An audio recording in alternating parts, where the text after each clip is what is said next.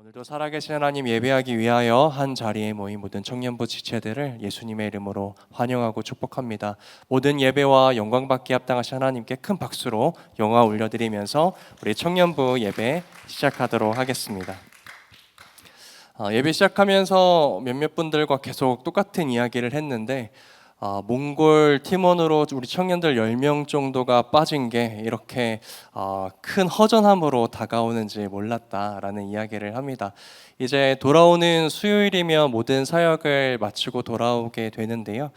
우리 돌아오는 또 청년들을 위해서도 계속해서 기도해 주시고 또 몽골 땅의 부흥을 가슴에 품고 와서 우리 청년부 공동체에 그 뜨거움을 또 전할 수 있는 우리 청년들 되도록 함께 축복해 주시면 감사하겠습니다. 여러분, 오늘은 맥주 감사 주일입니다. 설교를 하기에 앞서서 이 맥주 감사 주일에 대한 의미를 여러분들과 잠시 나누고 설교 말씀을 나눠보려고 하는데요. 저희가 매년 이 맥주 감사 주일을 지키는데 매년 이 절기에 대한 의미를 이야기를 하지만 또 매년 새롭게 이 절기에 대한 의미가 다가오는 것 같아요. 혹시 여러분들 중에 이 맥주 감사 주일을 내가 조금 자신 있게 설명할 수 있다라고 하시는 분 계실까요? 네, 그런 줄 알고 제가 오늘 또 의미를 좀 정리해 봤습니다. 오늘 좀 간단하지만 분명하게 이 절기의 의미를 나누고자 하는데요. 오늘 예배를 마치면 순모임 때 서로 맥주 감사 주일에 대한 의미를 자신의 입술로 한번 설명해 보았으면 좋겠어요. 그러면 그 의미가 아마 여러분들의 가슴에 조금 더 오래 남지 않을까 싶습니다. 여러분, 먼저 이 맥주 감사 주일에서 이 맥주라는 단어는요, 보리와 밀을 추수하는 것을 뜻합니다. 함께 따라해 볼까요? 보리와 밀을 거두는 추수. 네. 특별히 성경에서 이 맥추절이라는 것은요, 이스라엘 백성들이 농사를 지은 첫 열매를 얻었을 때 하나님께 감사하는 절기로 기록되어 있습니다. 이스라엘 백성들이 그 첫 열매를 얻기 위해서 자신들이 땀도 흘리고 씨를 뿌리고 물도 뿌렸겠지만 이 맥추절 때 하나님께 이렇게 고백하는 것이죠. 하나님, 제가 이 씨앗을 뿌렸지만 이 씨앗을 자라게 하신 분은 하나님이시고, 또 하나님, 제가 물을 주었지만 이 햇빛과 비를 주신 분도 하나님이시고, 결국 제 손 안에 있는 이 열매를 주신 분도 하나님이십니다. 그러니까 맥추절은 이 자리에 있는 모든 것이 하나님의 은혜입니다 라고 고백하는 믿음의 절기라는 것입니다. 여기까지는 우리가 조금 자주 들었던 의미일 텐데요. 그런데 이 맥추절은요, 성경에서 77절이라고도 부릅니다. 함께 따라해 볼까요? 77절. 여러분, 좀 생소하지 않으신가요? 이 77절이라고 부르는 이유는요, 이 맥추절이라는 절기가 이스라엘 백성들이 가장 중요하게 여기는 절기 중에 하나인 이 유월절로부터 7주가 지난 다음에 지켜졌기 때문에 이 맥추절을 77절이라고 부르기도 합니다. 그런데 신약 성경에서는요, 이 맥추절 77절을 오순절이라고도 부릅니다. 왜냐하면 그 7주가 거의 한 50일 정도이거든요. 그래서 신약 성경에서는 오순절이라고도 부르는데, 그러니까 이름이 여러 가지인 거죠. 첫 번째 뭐죠?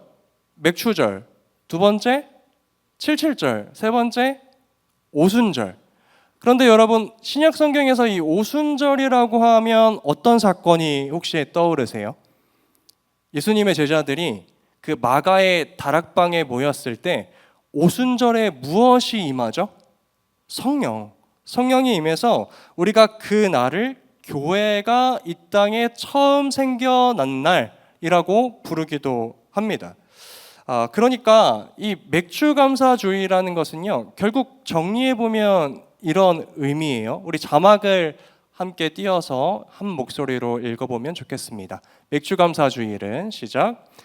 맥추감사주일은 지금까지 인도해 오신 하나님께 감사하는 절기이면서 동시에 하나님께서 자신의 백성에게 새롭게 하시는 은혜를 주시는 날입니다. 구약 성경에서는 하나님, 저에게 주신 이 모든 것이 하나님의 은혜입니다. 감사합니다. 라는 절기였고, 신약 성경에서는 성령님을 주시면서 그 하나님을 믿는 모든 자들을 새롭게 하시는 은혜의 날이었죠. 그래서 오늘 이 맥주 감사 주일을 지키는 우리의 마음 속에도요, 두 가지의 마음이 있어야 합니다. 첫 번째는 하나님, 지난 상반기 저를 여기까지 이끌어 주시고 제가 이 자리에 설 수 있었던 건 하나님의 은혜였습니다.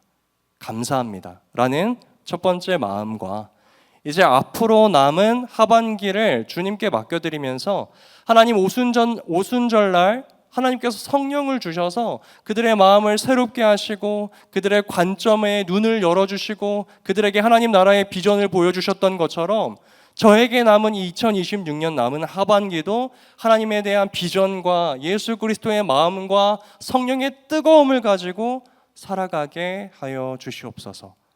하나님의 은혜에 대한 갈급한 마음이 우리 마음 가운데에 존재해야 한다는 것이죠. 그래서 오늘 이 자리에 모인 우리 모든 청년들이 맥주 감사 주일을 맞이하여서 감사와 소망의 마음을 회복할 수 있게 되기를 예수님의 이름으로 축복합니다. 더 나아가서 오늘 우리는요, 이 맥주 감사 주일을 맞이해서 우리가 지금까지 계속 아브라함의 믿음의 여정을 살펴보고 있었잖아요. 그런데 잠시 그 걸음을 멈추고 감사에 대해서 오늘 우리가 함께 나눠보기 원합니다. 오늘 설교 제목이 조금 엉뚱했어요. 여러분 설교 제목 다시 한번 보고 읽어볼까요? 시작. 행복하십니까? 아니요, 감사합니다. 이게 도대체 무슨 말입니까? 사실 오늘 설교의 제목은요, 한 책의 제목인데요, 이미지를 하나 띄워주시면 감사하겠습니다. 행복하십니까? 아니요, 감사합니다. 이 책은 김기석이라는 목사님의 시편 묵상집인데요, 여러분들도 기회가 되시면 한번 읽어보셔도 좋을 것 같아요. 이 책의 내용 안에는요, 가나안 농군 학교를 세운 김용기 장로님에 대한 이야기가 실려 있습니다. 제가 잠깐 여러분들에게 이 이야기를 설명드리고 싶은데요, 이 가나안 농군 학교라는 것은요, 일제강점기 전쟁 이후에 가난한 시대 속에서 무너져 있던 농촌 그리고 사람들을 이 김용기 장로님이라는 분이 신앙, 노동, 공동체 정신으로 다시 일으켜 세운 학교입니다. 여러분, 그 일제강점기 이후, 전쟁 이후 그 어려웠던 시절, 무너진 농촌을 세우기 위하여 그 장로님과 많은 사람들이 얼마나 많은 수고와 고생을 했겠습니까? 그런데 어느 날 어떤 사람이 그 장로님께 찾아와서 이렇게 질문했다는 거예요. 장로님, 행복하십니까? 여러분, 이 질문은요, 평생 흙을 일구고 농촌을 살리고 근면과 절제와 신앙으로 살아갔던 사람에게 이렇게 물어보는 것과 똑같죠. 장로님, 정말로 그렇게 사시는 것이 행복하십니까? 라는 질문이에요. 어쩌면 이 질문을 던졌던 사람의 눈에는요, 그 장로님의 삶이 별로 그다지 행복해 보이지 않았던 것 같기도 합니다. 그런데 그때 그 장로님이 이 질문을 듣고 논두렁을 물끄러미 바라보시다가 이렇게 대답하셨다는 거죠. 아니요, 감사합니다. 여러분, 보통 우리가 행복하냐라고 물어보면 네, 행복합니다, 또는 아니요, 행복하지 않습니다 라고 대답하는 게 일반적인데, 장로님께서는 행복하냐는 질문 앞에서 감사합니다 라고 대답했다는 것이에요. 이 대답을 우리가 좀 이해하기 위해서는요, 우리가 먼저 행복이라는 것이 무엇인지를 조금 고민해 볼 필요가 있습니다. 여러분, 행복이라는 것이 도대체 무엇인가요? 아마 오늘 이 자리에 앉아있는 우리 모든 청년들은 행복하기를 원할 텐데요, 그런데 가만히 들여다보면 우리가 그토록 원하는 행복은요, 굉장히 불안정하고 불확실하고 불분명할 때가 많습니다. 왜냐하면요, 내가 분명 오늘은 행복하다라고 느꼈는데 내일은 내 마음이 무너질 때가 있어요. 또 어떤 일이 잘 풀릴 때에는 또 행복하다라는 감정이 나타났다가 또 일이 어려워지면 그 행복은 금세 사라지기도 합니다.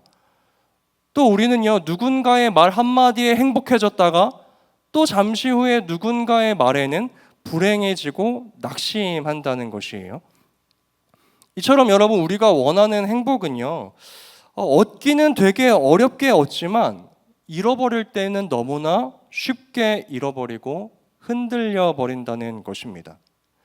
그런데 여러분, 이 인간의 미련함은요, 이 불확실하고 흔들리는 행복을 얻기 위하여서 확실하게 주어진 오늘이라는 시간을 허비하고 살아간다는 것입니다.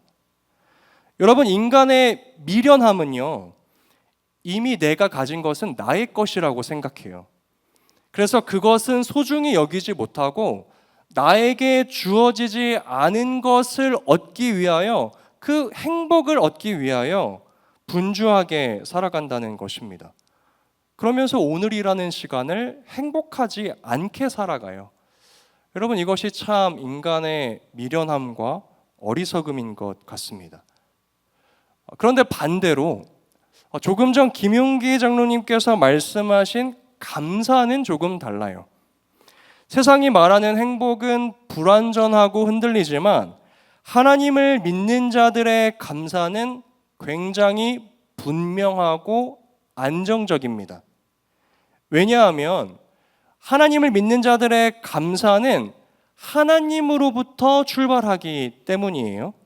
우리 자막을 보면서 함께 읽어보기 원하는데요. 우리 첫 번째 내용을 함께 읽어볼까요? 감사는, 시작.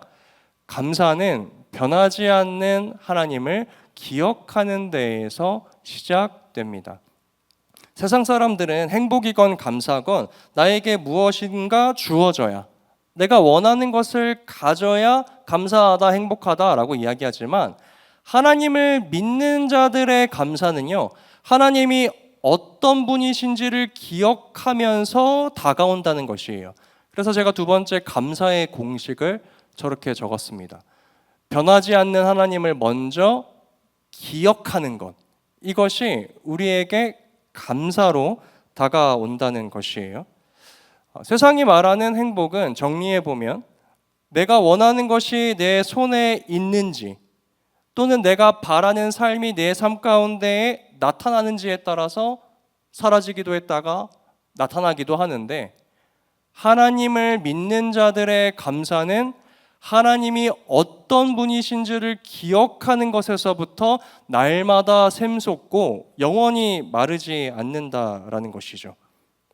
여러분, 결국 하나님으로 인해 감사할 수 있는 사람은요, 어떠한 순간에도 행복할 수 있다는 것이에요.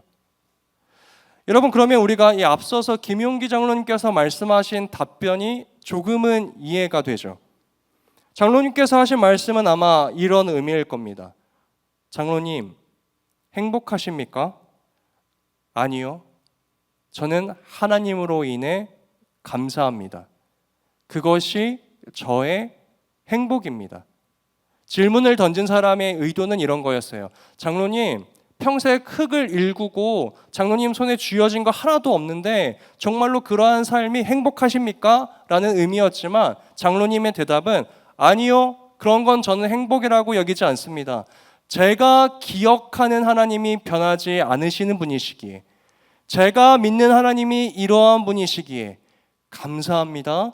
그것이 저의 행복입니다. 라고 대답하셨다는 겁니다.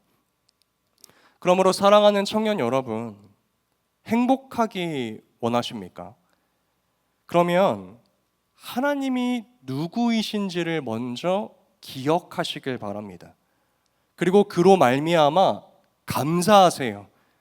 그것이 믿는 자들의 삶에 마르지 않는 행복이 찾아올 수 있는 통로라는 것입니다. 오늘 우리는요, 이 진정한 행복을 함께 찾아가 보려고 해요. 이 말은요, 다른 의미로 표현하면 하나님이 어떤 분이신가를 많이 기억해 보고자 합니다. 그 하나님을 기억하면 기억할수록 우리에겐 감사가 넘쳐날 것이고, 그 감사가 넘쳐나는 삶이야말로 여러분 우리에게 행복한 삶이 아니겠습니까? 그래서 특별히 시편 136편을 통하여서요, 하나님이 누구이신가를 기억해 보려고 하는데요. 오늘 우리가 읽었던 이 시편 136편은 조금 특이한 구조를 가지고 있습니다. 여러분 혹시 학교에서 과거에 저랑 같은 교육 과정이 아니어서 안 배우셨을 수도 있는데 혹시 그 쾌지나 칭칭나네라는 노래를 학교에서 웃으시는 분들은 저랑 비슷한 교육 과정이었던 것 같고, 쾌지나 칭칭나네라는 곡을 나는 학교에서 배워봤다. 손을 한번 자신 너무 부끄러워하지 마시고요. 네, 대부분 앞에 몰려 계시는군요. 우리 뒤에 있는 어린 청년들은 안 배웠던 것 같습니다. 무슨 노래냐면요, 인도자가 쾌지나 칭칭나네라고 노래를 부르면요, 정겨우시죠?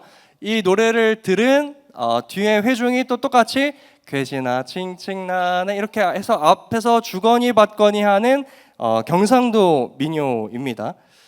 그런데 오늘 이 시편 136편이 이러한 구조를 가지고 있어요. 먼저 한 사람이 앞절의 내용을 선포하면 회중이 뒤에 구절을 한 목소리로 고백하는 방식입니다. 예를 들어서 1절의 말씀을 보시면요, 1절의 말씀에서 인도자가 이렇게 외칩니다.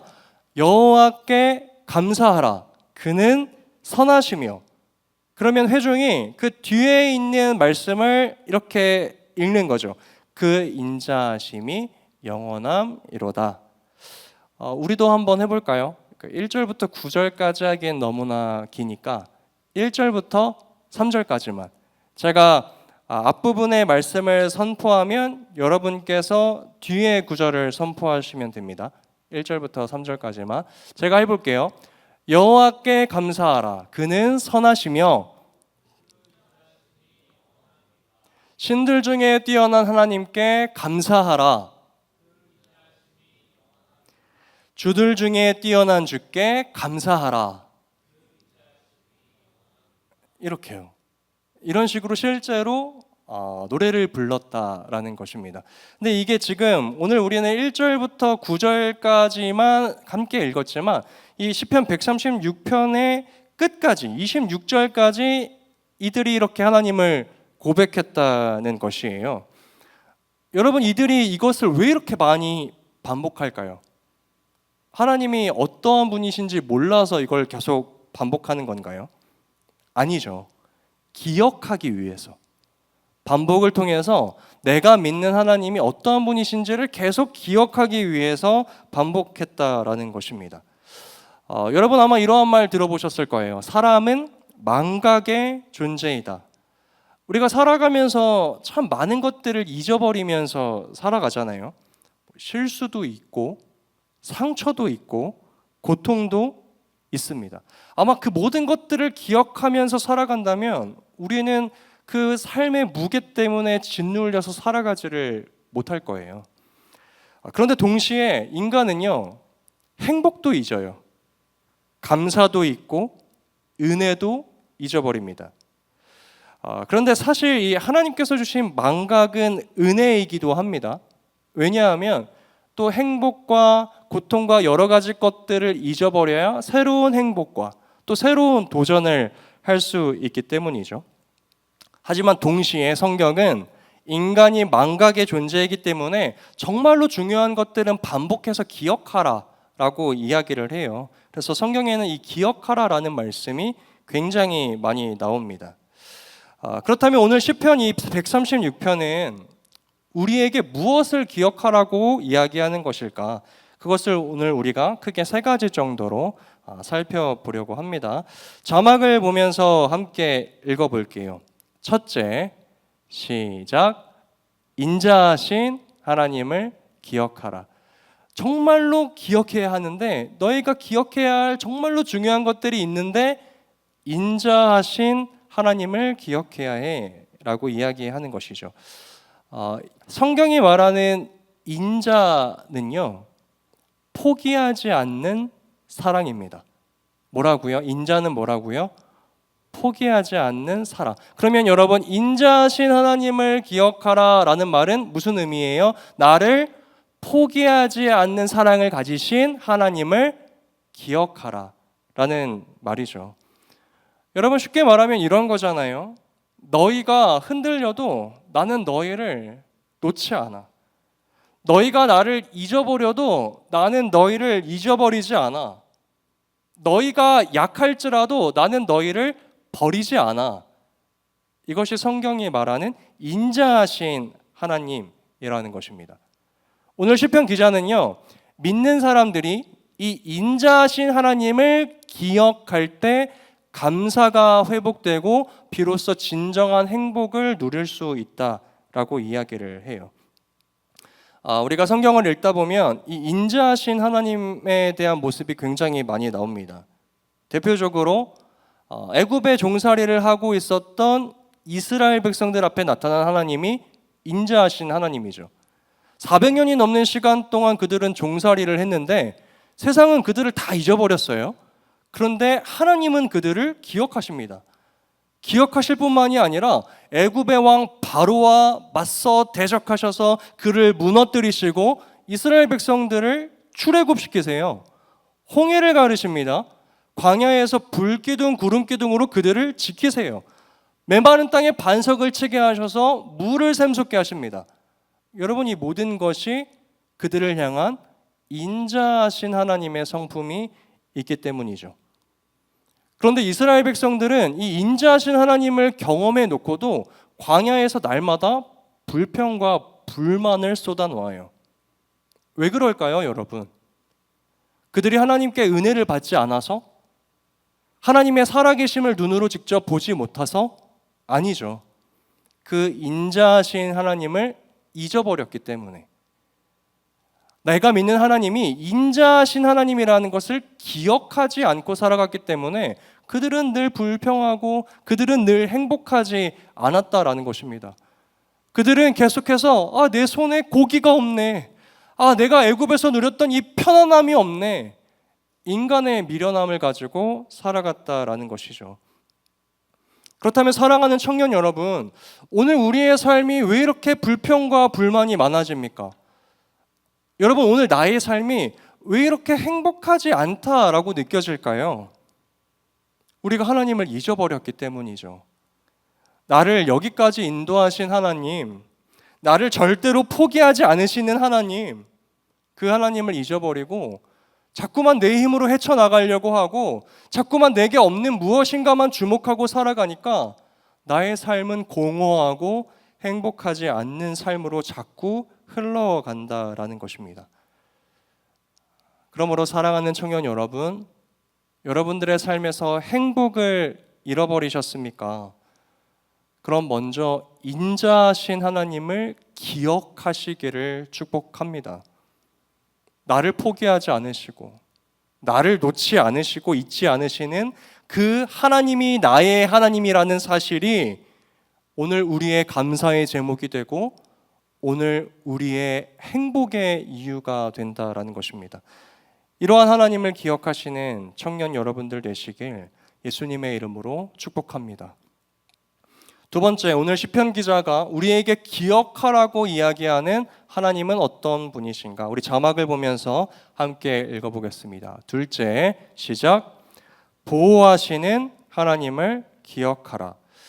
여러분, 오늘 우리가 1절부터 9절까지의 말씀을 읽었는데요. 그 말씀을 다시 한번 자세히 들여다보시면 이런 내용이 있죠. 하늘을 지으시고 땅을 물 위에 펴시고 큰 빛들을 지으신 하나님, 그 하나님을 찬양하고 있습니다. 그만큼 하나님이 위대하신 분이고 온 만물을 창조하셨다라는 분이죠. 누구나 이 말씀을 읽으면 이러한 하나님은 발견할 수 있습니다. 그런데 이 말씀 안에는요, 우리가 평소에는 찾아보기 힘든 하나님의 다른 모습도 숨겨져 있어요. 바로 하나님께서 이 창조하신 모든 만물을 통하여 우리의 삶을 보호하고 계시는 하나님이라는 것입니다. 여러분, 우리가 하루에 눈을 뜨면요, 밖으로 나아가서 땅을 밟고 하늘을 바라보고 바람을 느끼고 매일매일 햇빛과 공기를 마시고 음식을 먹습니다. 그런데 이 모든 것들이 어느 순간 우리에게 너무나 익숙해져서 감사로 다가오지 않을 때가 있거든요. 하지만 믿는 자들의 관점은요, 이 자연 만물을 바라보면서 어떠한 관점으로 살아가야 하냐면요, 저 하늘의 별과 해와 계절과 공기와 물을 통해 하나님께서는 오늘도 나를 지키고 보호하고 계신다라는 믿음의 관점이 있어야 한다는 것입니다. 제가 어떤 시를 하나 읽다가요, 오늘 이 시편 기자가 고백하는 보호하시는 하나님에 대한 이야기를 더욱 깊이 공감하게 되었는데요. 바로 김완하 시인의 엄마라는 시입니다. 화면에 나오는 시를 제가 한번 읽어 드릴게요. 글씨가 조금 작아서 보이실지 모르겠습니다. 엄마 김완하, 첫돌 지난 아들 말문 트일 때 입만 떼면 엄마 엄마, 아빠 보고 엄마, 길 보고도 엄마, 산 보고 엄마, 들 보고 엄마, 길 옆에 선 소나무 보고 엄마, 그 나무 사이 스치는 바람결에도 엄마 엄마, 바위에 올라앉아 엄마, 길 옆으로 흐르는 도랑물 보고도 엄마, 첫돌 겨우 지난 아들 녀석, 지나가는 황소 보고 엄마, 흘러가는 도랑물 보고도 엄마 엄마, 구름 보고 엄마, 마을 보고 엄마 엄마. 아이를 키우는 것이 어찌 사람뿐이랴. 저 너른 들판, 산, 그리고 나무, 페랭이풀, 돌 모두가 아이를 키운다. 여러분, 이 시의 마지막에서요, 시인은요, 아이를 키우는 것이 어찌 사람뿐이냐라고 말합니다.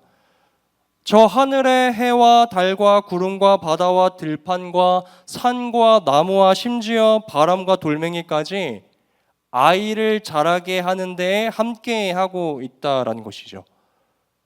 여러분, 그런데 하나님께서도 마찬가지입니다. 하나님께서는요, 놀라운 기적과 어떠한 특별한 역사로만 우리의 삶을 보호하시는 것이 아니라 오늘 우리가 특별하게 느끼지 못하는 이 일상 속에서도 그분은 우리를 먹이시고 입히시고 살게 하신다라는 것이에요. 저는 오늘 이 자리에 모인 우리 청년들이 나를 보호하시는 하나님을 고백하면서 이 땅에 근심을 무너뜨렸으면 좋겠어요. 무슨 말이냐면 우리는 항상 이런 걱정이 있잖아요. 내가 잘 살 수 있을까? 내가 이제 앞으로 결혼을 해야 하는데 이 가정을 먹여 살릴 수 있을까? 나에게 이런 연약함과 아픔이 있는데 내가 잘 살아낼 수 있을까? 수많은 걱정, 근심이 우리를 짓누릅니다. 그러나 사랑하는 청년 여러분, 하나님께서는 이 온 우주 만물로 나를 양육하고 계시고 돌보시는, 보호하시는 하나님이라는 사실이 우리의 마음속에 기억될 때에 우리는 근심보다 감사가 넘쳐날 것이고 우리의 삶에 잃어버렸던 행복을 다시 찾을 수 있을 거라는 이야기입니다.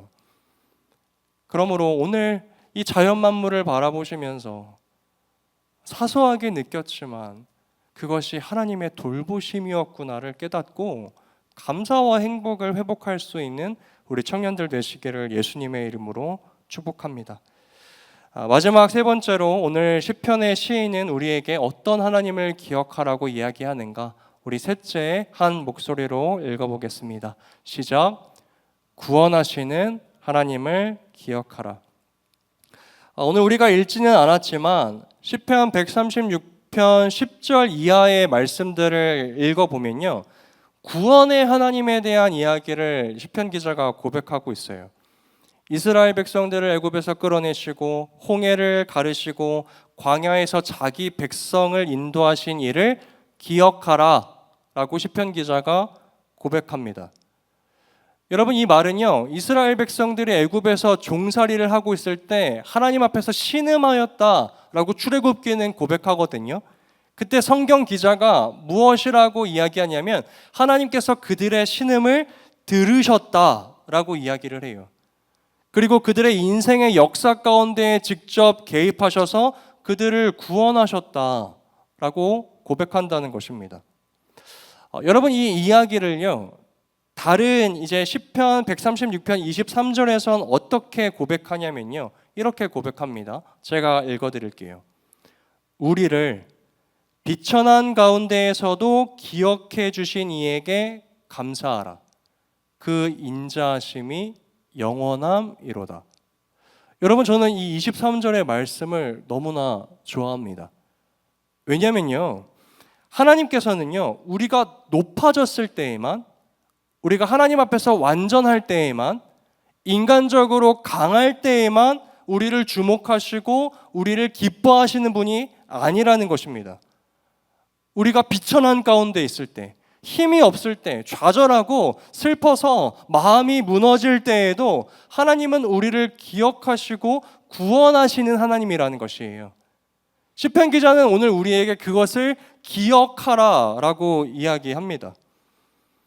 여러분, 특별히 이 청년의 시기는요, 비천함과 낮아짐을 정말로 많이 경험하는 시기거든요.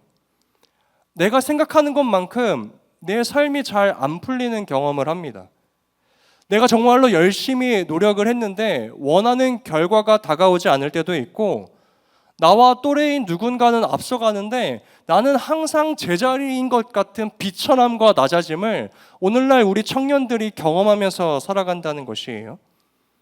그런데 사랑하는 청년 여러분, 오늘 이 시편 기자의 고백대로라면 이 청년의 시기에 경험되는 비천함과 낮아짐은 절망의 시기가 아니라 오히려 나를 구원하시는 하나님을 경험할 수 있는 은혜의 시기가 될 수 있다는 것입니다. 여러분들의 시기가 마냥 아름답다라는 말씀을 드리는 게 아니에요. 청년의 시기는 고통스럽습니다. 어려움이 반드시 존재해요. 그러나 그 순간에 믿는 자들은 나를 구원하시는 하나님, 비천함 가운데에서도 나를 건져내시는 하나님을 기억해야 한다라는 것입니다. 그때에 비로소 우리의 비천함과 낮아짐은 하나님 앞에 은혜가 될 수 있다. 성경 기자는 오늘 이렇게 선언하고 있는 것이죠. 여러분, 저는 이러한 모습이요, 수영을 처음 배우는 어린아이의 모습과 같다라는 생각이 들어요. 제가 8살 때 아버지께 처음 수영을 배웠거든요. 수영장을 간 것 같은데 처음에는 아이가 물을 무서워하지 않게 낮은 곳에서 그냥 아이가 발만 담궈도 바닥에 발이 닿을 수 있는 곳으로 안내를 해줍니다. 그러면 아이가 재밌게 첨벙첨벙하고 놀아요. 아빠가 옆에서 잡아줄까? 라고 이야기를 해도 뭐 이 정도 가지고 괜찮아요. 용기 있는 척을 합니다. 무섭지 않으니까요. 그런데 이제 아이가 조금 적응되면 이제 아버지는 깊은 물로 아이를 이끌어 가죠. 제가 수영장 물로 들어가는데 발이 바닥에 안 닿는 거예요. 여러분, 그런 경험 아마 해보셨을 거예요. 수영을 처음 배울 때 너무나 당황스러운 거죠. 갑자기 공포가 밀려옵니다. 그 고무 튜브를 제가 쥐고 있었는데 너무 당황해서 그것까지도 놓쳤어요. 그러면서 팔을 허우적허우적거리면서 누구를 부릅니까? 아빠의 이름을 부르죠.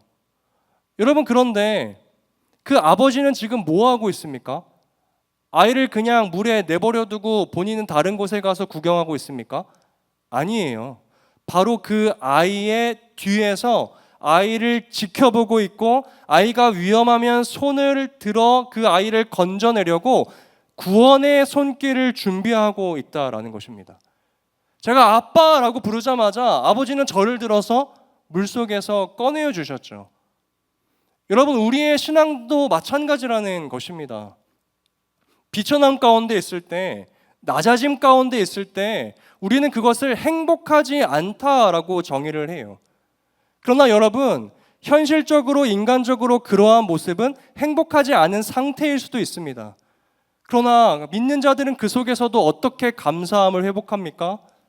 나를 구원하시는 하나님이 내가 허우적거리는 그 순간 속에서도 나를 바라보고 계신다. 이 허우적거림은 하나님께서 나를 버리셨다라는 증거가 아니라 하나님이 나를 건져낼 수 있는 은혜를 경험하는 기회가 될 수 있다라는 것입니다. 그러므로 사랑하는 청년 여러분, 오늘 여러분들의 인생이 부족함, 공허함, 비천함이라는 깊은 물속에서 허우적대고 있습니까? 여러분, 그 순간에 낭망하거나 좌절하지 마시고 나를 구원하시는 하나님의 이름을 부르셔야 해요. 하나님, 저를 건져주세요. 하나님, 저를 붙들어 주세요. 여러분, 이 구원하시는 하나님을 경험한 청년은요, 나중에 더 어른이 되어서 나에게 부족함이 없을 때나 부족함이 있을 때나 이때의 경험으로 구원하시는 하나님을 더욱 붙듭니다. 그런데 여러분, 어떤 청년들은 이 청년의 때에 부족함이 없는 걸 축복이라고 여기거든요. 내가 생각하고 계획하는 것마다 잘 풀리는 것을 행복이라고 여기거든요. 그런데 이 청년의 때에요, 구원하시는 하나님을 경험하지 못한 청년들은요, 더 나이가 들어서 반드시 우리의 인생 가운데에는 폭풍이 몰려올 텐데 그 폭풍을 맞고 구원하시는 하나님께 간구하지 못하며 그대로 바닥으로 추락해 버린다라는 것입니다. 여러분, 그래서 이 청년의 때에 비천함, 공허함, 부족함, 그 속에서 하나님의 이름을 많이 부르세요. 그리고 저는 이 자리에 모인 청년들이 그 구원하시는 하나님을 많이 경험하게 되기를 소망합니다. 그 경험이 여러분들의 인생 가운데 어떠한 폭풍과 환란이 찾아올 때에도 하나님을 의지하고 하나님을 찾는 믿음의 경험이 될 것입니다. 말씀을 맺겠습니다. 오늘 시편 136편은 우리에게 세 가지를 기억하라고 이야기를 했어요. 첫째, 무슨 하나님을 기억하라고 이야기했습니까? 인자하신 하나님. 인자하신 하나님이라는 것은 어떤 의미였습니까? 나를 포기하지 않는 사랑을 가지신 하나님. 그 하나님을 우리가 기억할 때 감사와 행복이 회복된다. 둘째, 어떤 하나님을 기억하라고 이야기합니까? 보호하시는 하나님. 하나님이 날 뭘 보호하세요? 나는 내 눈앞에 있는 현실만 바라보고 불평하지만 온 우주 만물을 사용하셔서 나를 감싸시고 나를 먹이시고 나를 도우시는 하나님의 은혜를 기억하라. 그때 감사와 행복을 회복할 수 있다. 마지막 세 번째, 무슨 하나님을 기억하라고요? 구원하시는 하나님. 내가 강할 때만이 아니라 약할 때에도 나를 기억하시는 하나님. 내가 풍부할 때만이 아니라 내가 비천할 때에도 나를 구원하시기 원하시는 하나님. 청년의 때의 부족함, 공허함, 비천함 속에 하나님의 이름을 부르는 것이 감사함을 회복하고 행복을 회복할 수 있는 길이라고 이야기했습니다. 사랑하는 청년 여러분, 세상은 우리에게 끊임없이 이렇게 질문해요. 당신은 행복하십니까? 여러분, 이러한 질문이 여러분들에게 들려올 때 여러분들은 어떻게 대답하십니까? 행복해요. 저에게 이런 게 있기 때문에요. 제가 원하던 것을 이루었기 때문에요. 아니요, 저는 행복하지 않아요. 저의 삶에 이러한 것이 없기 때문에요. 제가 계획한 대로 이루어지지 않았기 때문에요. 그러나 믿는 자들의 대답은 달라야 합니다. 당신은 행복하십니까? 아니요. 저는 감사합니다. 저는 인자하신 하나님으로 인하여 감사합니다. 저는 오늘도 나를 보호하시는 하나님으로 인하여 감사하고 나를 마침내 구원하실 하나님으로 인하여 감사합니다. 그것이 나의 행복입니다. 우리가 이러한 믿음의 대답을 세상 가운데 할 수 있는 이 시대 믿음의 청년들 되기를 간절히 소망합니다. 오늘 맥주 감사주의를 지나면서 혹시 우리의 마음에도 잃어버렸던 감사가 있지는 않았습니까? 잊어버렸던 하나님이 있지는 않았습니까? 오늘 이 시편 기자의 선포가 26번이나 반복되는 이 선포가 오늘 이 자리에 앉아있는 우리 청년들의 입술 가운데 영원히 선포되기를 소망합니다. 여호와께 감사하라. 그는 선하시며 그 인자하심이 영원함이로다. 사랑하는 청년 여러분, 마지막 호흡을 내뱉는 그날까지 오늘 이 시편 기자의 믿음의 고백을 붙들고 감사와 진정한 행복을 누리며 살아가시는 믿음의 청년들 되시기를 예수님의 이름으로 축복합니다. 우리 들은 말씀 기억하며 함께 찬양하겠습니다. 이 찬양을 통하여 우리가 내가 믿는 하나님이 어떠한 하나님이신지 다시 한번 고백했으면 좋겠어요. 나를 살피시는 주님, 나를 더욱 알아가길 원하시는 주님, 나의 피난처 되시는 주님, 그 하나님을 내가 기억합니다. 그 하나님이 나의 하나님으로 인하여 감사합니다. 그것이 나의 행복입니다. 이것을 고백할 수 있는 믿음의 청년들 되시기를 소망합니다. 이러한 마음으로 함께 찬양하며 나아가겠습니다.